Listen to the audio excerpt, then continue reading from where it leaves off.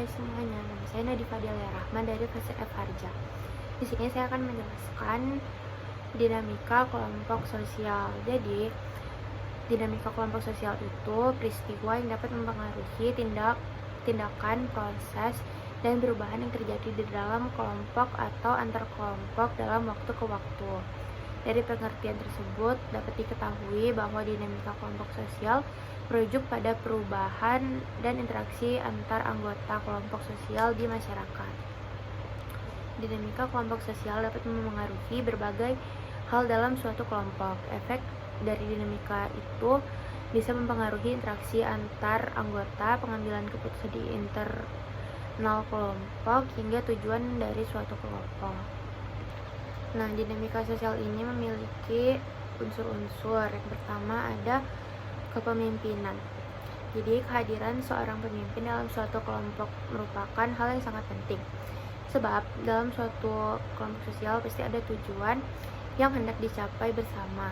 Oleh karena itu, keberadaan pemimpin kelompok sangat diperlukan. Secara umum, seorang pemimpin memiliki dua tugas utama, yaitu fungsi instrumental yang berarti berorientasi pada tujuan atau tugas. Yang kedua, fungsi ekspresif yang berarti memberikan dukungan emosional bagi anggota kelompoknya. Setiap pemimpin juga memiliki gaya kepemimpinan yang berbeda-beda. Beberapa gaya kepemimpinan dalam suatu kelompok sosial itu sebagai berikut. Ada gaya otoriter atau pemimpin akan membuat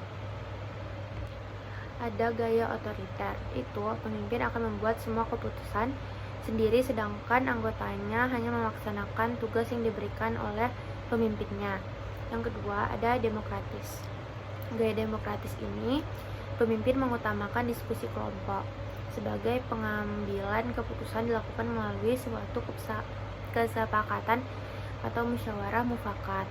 Dan yang ketiga, ada gaya laissez-faire. Jadi pemimpin tidak terlalu terlibat dalam pengambilan keputusan dan justru mendorong anggota kelompoknya untuk membuat keputusan sendiri. Unsur yang kedua itu ada organisasi. Dalam kehidupan sosial, masyarakat akan bersinggungan dengan suatu organisasi baik di bidang pendidikan, ekonomi, hukum, maupun politik. Jadi secara umum, organisasi memiliki ukuran yang lebih besar daripada kelompok.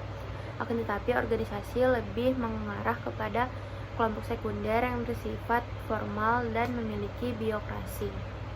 Apa itu birokrasi? Jadi, birokrasi ini merupakan sistem yang terbentuk dari wewenang bertingkat, pembagian kerja, dan aturan yang jelas.